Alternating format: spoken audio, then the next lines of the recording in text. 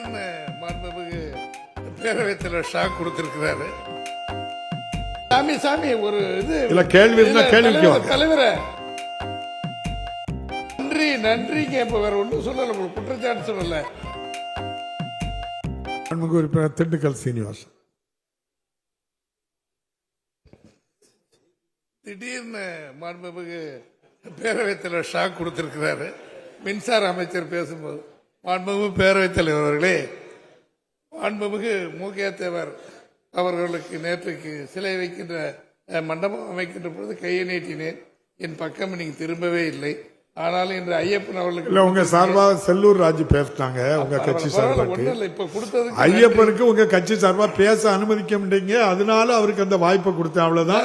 நன்றிங்க. இப்ப வேற ஒன்றும் சொல்லல, உங்களுக்கு குற்றச்சாட்டு சொல்லல.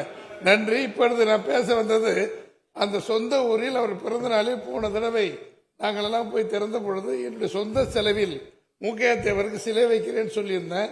அதுக்கு பெர்மிஷன் கேட்டேன். உள்ளாட்சித்துறை அந்த இதெல்லாம் அது இல்ல, மணிமண்டபத்தோட கூடிய சிலையும் வச்சு தரணும்னு சொல்லி நம்முடைய மாண்புமிகு ஓ பன்னீர்செல்வம் அவர்களும் நேற்று கேட்டிருந்தாங்க.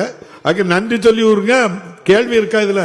சாமி ஒரு இது இல்ல கேள்வி இருந்தா கேள்விக்கு தலைவரே, அது அரசின் கவனத்துக்கு கொண்டு வர. அங்க சிலை வைப்பதற்கு என்னோட சொந்த சிலை வைப்பதற்கு நான் இல்ல, அது தனியா நீங்க அனுமதி கேட்டா கொடுப்பாங்க. அரசு நீங்க ஆலோசனை சொல்ல, அரசுக்கு ஒரு ஆலோசனை சொல்லுங்க. இதுல கேட்க முடியாது, ஆனால் நீங்க கொடுத்துட்டீங்க. ரொம்ப நன்றி. இதுதான் எங்க விஷயம்.